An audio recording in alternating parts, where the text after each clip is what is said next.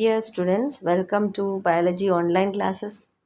So, in the previous classes, we were studying chapter 18 body fluids and circulation, and we have completed various topics like coagulation of blood, lymph, okay, etc.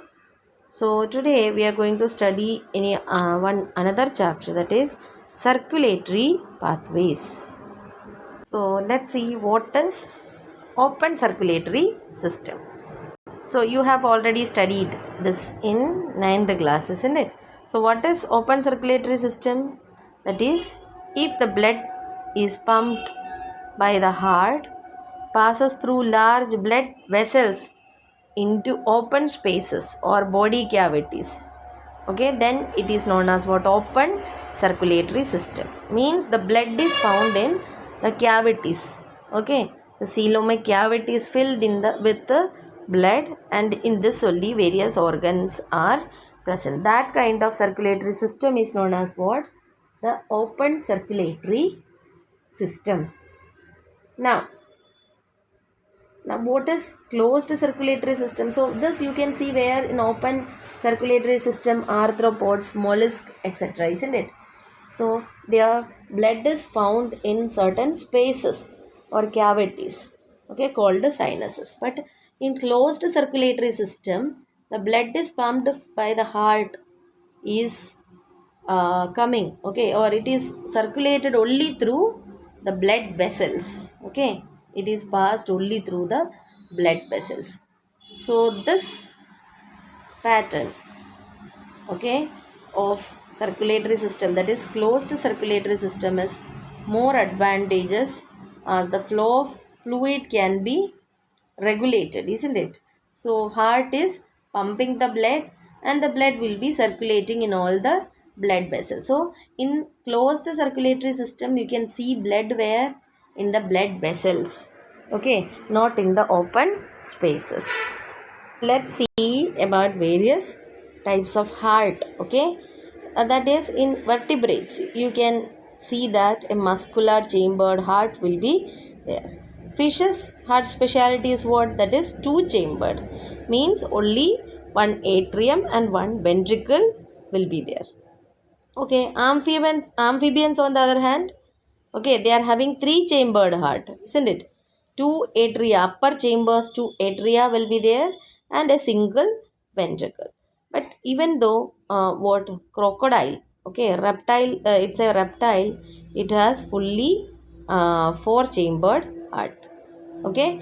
But in amphibians it is three chambered, and you can see in reptiles, okay, the upper auricles will be there and lower ventricle is partially separated, means the septa formation is there but it is not completed, so there is mixing up of blood. So you can consider that also as three chambered heart only, okay. So three chambered heart is present where? In amphibians and reptiles. Now let's see what is the speciality of circulation in fishes, okay, or two chambered heart, how circulation in fishes takes place. That is, in fishes the heart pumps out deoxygenated blood, okay, then it will be oxygenated by gills, and then without reaching into the heart it will be directly supplied to the body parts, okay. And again what? From the body parts blood will come back to the heart, understood? So this kind of circulation is known as single circulation. So in single circulation what is happening? In single circulation heart is pumping the what kind of blood? The deoxygenated blood. Where? To where? To the lungs, to the gills, okay. And in the gills what happen? Oxygenation takes place, and then it will go different to different parts of the body, and from different parts of the body it will get deoxygenated, it will come to heart, understood? Heart will again give it for purification. This kind of circulation where the blood passes only once through the heart is known as what? Single circulation. In amphibians and reptiles, Okay, in amphibians and reptiles, another kind of circulation is there, that is known as incomplete double circulation. Okay, so how it happens, let's see. That is the left atrium. They are having how many chambers? Three chambers. What are they? Upper two chambers, left and right atrium are there, and there will be a one what the ventricle. Okay, one common ventricle. Understood? Now the blood, okay, that is the left atrium receives the oxygenated blood from the lungs, gills or skin. Okay, and then what happened, right atrium gets the deoxygenated blood from the other body parts. Now what will happen in the ventricle, they will get mixed. Okay, so this is what it is known as what, incomplete double circulation. Okay, and then what happened, which pumps out the mixed blood. Understood? Mixed blood will be pumped out. Understood? And this kind of what circulation is called what, mixed incomplete double circulation. So what happens in them, that is the left atrium, okay, receives oxygenated blood from gills and all. Okay, and then what happened, the other right atrium gets deoxygenated blood, and then what happened, it will get mixed as it passes through the to the ventricles. Okay, and from ventricle the mixed blood will be pumped out. Understood? And in this way what happened here, what happens, an incomplete double circulation is there. Now in birds and mammals, okay, there is complete separation of what, the left side and right side, means the side which carries pure blood and the impure blood. So oxygenated blood will be, okay, present only in the left side, and deoxygenated blood is in the right side. Clear? So the ventricles pumps what, the blood without any mixing. Okay, so two separate circulatory pathways are present in this kind of organisms, that is systemic and the pulmonary. Okay, that is two different, means two times blood will pass through the heart to complete one cycle. That's what it is known as what, double circulation. So let's see that in detail in human being. Understood? So double circulation operates where, in birds and mammals. So human circulatory system is also known as what, blood vascular system. And what are the parts of it? There will be a heart, then a number of what, blood vessels and blood. So heart, blood vessels and blood. So these are the three components of human circulatory system. So when you think of heart, okay, it's a mesodermally derived organ. Means what? It is originated from mesoderm. Have you studied mesoderm, endoderm and ectoderm? So from mesoderm only heart originates. Okay, and where it is located in between the lungs in the thoracic cavity, isn't it? And little bit tilted to the left side. Okay, and what is the size of it? It's the size of your clenched fist. If you close your fingers and if you see the fist, okay, so that much it will be. And the membrane that covers, that protect the heart is known as pericardium. What is it? Pericardium. Understood? And in between the pericardium there is a fluid known as pericardial fluid. Okay, and the chambers, upper chambers are known as atria. Okay, lower chambers are known as ventricle, and there will be a thin muscular wall called interatrial septum. Interatrial means what? Two atria are separated by, okay, that is left and right atria are separated by what? By what? Interatrial septum. What is interatrial septum? That's inter means what? In between the two, isn't it? In between the what, atria, what happens, there is a septum known as what? interatrial septum. Okay, and the a thick walled, the interventricular septum separates the left and right ventricle, means in between the left ventricle and left auricle there is a septum, means the right side and left side are completely separated. What is the septa that separates the auricles? Interatrial septum. Okay, and the septa that separates the ventricles are known as interventricular septum. Clear? Then the atrium and the ventricle of the same side are also separated by a thick fibrous tissue called atrioventricular septum. So what is atrioventricular septum? Which, see, separates this is the auricle and this is the ventricle, and in between them you can see what? Atrioventricular septum. Understood? So atrioventricular septum separates what? The atria and the ventricle. Atrioventricular septum. Okay, and you can see if it is completely separated, how blood can be pumped into the corresponding ventricles. So that is not possible. So there are openings, okay, through which the two chambers are connected. The opening between the right atrium and the right ventricle is guarded by a valve formed of three muscular flaps. So they are known as what? Tricuspid valve. So where is tricuspid valve present? In between the what? Right atrium and right ventricle. Okay, in the intraventricular septum you can see a three flaps. Okay, flapped. Okay, muscle or cusp, that is known as what? Tricuspid valve. And bicuspid valve or mitral valve is the valve that guards the opening between the left atrium and the left ventricle. So in the right side, which valve is there, or valve is what? Valve is formed of three muscular flaps, and that is known as what? The tricuspid valve in the right side. And in the left side, what is there?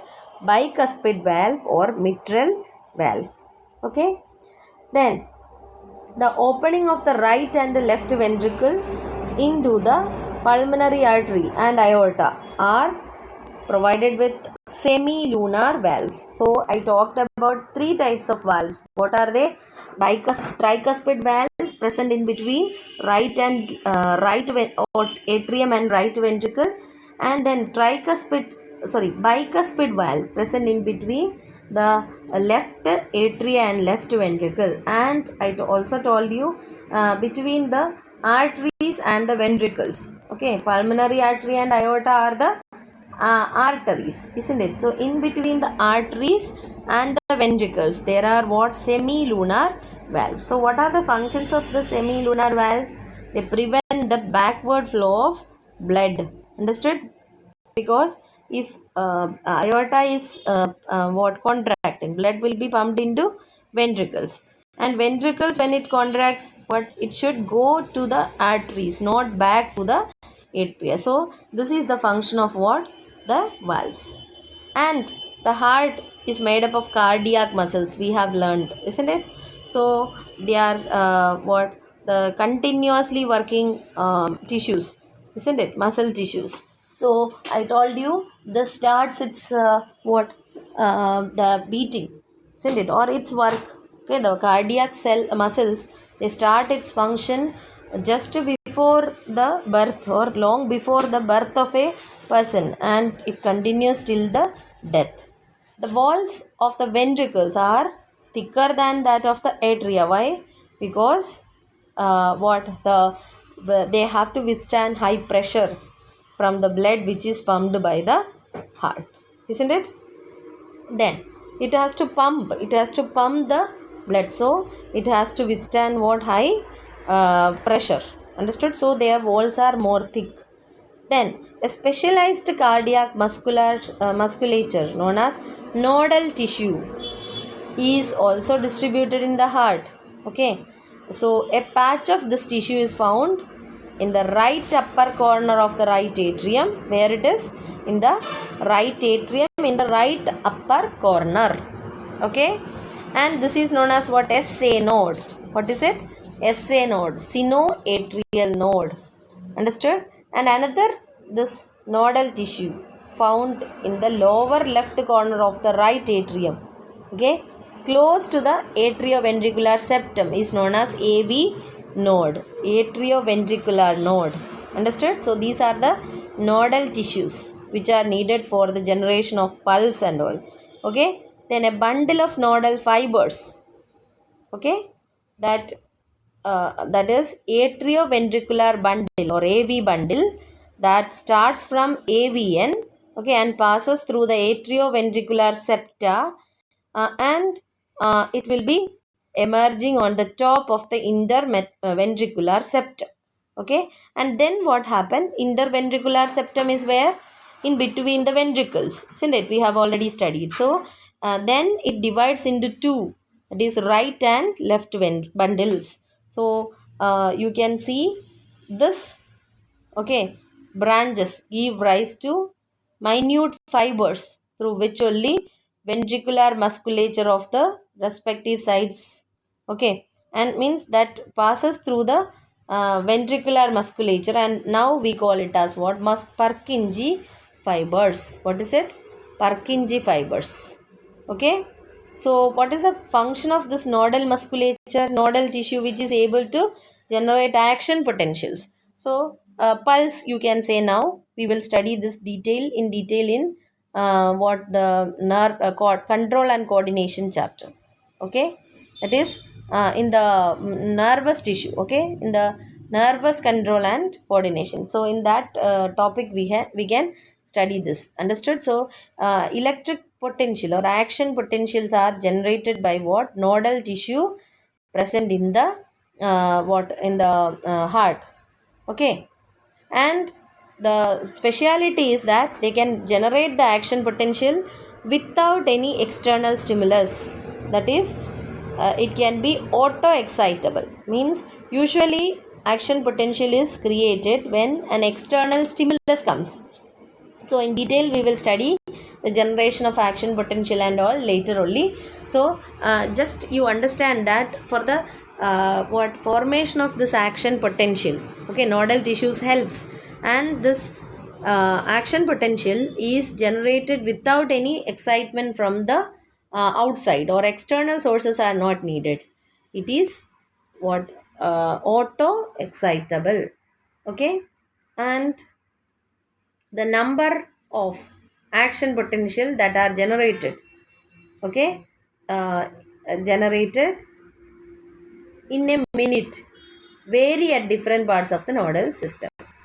So SAN, what is SAN? Sinoatrial node, okay. SA node can generate maximum number of action potential, that is 70 to 75 per minute, and that is responsible for initiating and maintaining the rhythmic contractible activity of the heart, okay. So only it is known as the pacemaker of heart, okay. So means what for this action potential is generated? To start the contraction. Understood? So the SA node can generate 70 to 75 what? The 70 to 75 pulse or action potentials can be generated within a minute, and this is responsible for maintaining the rhythmic contractile activity of the heart, and that's what it is known as the pacemaker. So in some persons where this is not working, you would have heard about artificial pacemaker, isn't it?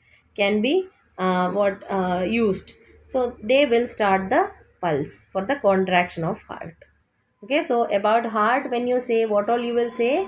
About the membrane, pericardium, pericardial fluid, where it is located, what is the tissue made up of, and what are the chambers, what are the membranes, okay. So interauricular interauricular membranes are there, ventricular septa is there, isn't it? Then auricular ventricular septa is there.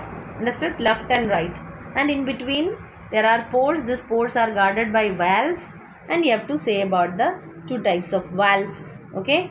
Then you have studied also about the tissues which starts the what the action potentials. They are known as nodal tissues. So there are presence of two patches of this nodal tissues in heart, that is sinoatrial node and atrioventricular node. And then what I told you about the Purkinje fibers, okay, understood? And then this Purkinje fibers will come through the, isn't it, the through the walls of the ventricles and get divided into two, okay, right and left bundle, understood? So likewise, the patches, that is SAN, can generate a pulse, and that is responsible, or generate an action potential that is needed for the maintaining of the rhythmic action of heart, and that is known as the the SA node, okay, from where the action potential is originating, and that is also known as pacemaker. So hope this much is very clear to you. We'll continue in the next class. Thank you.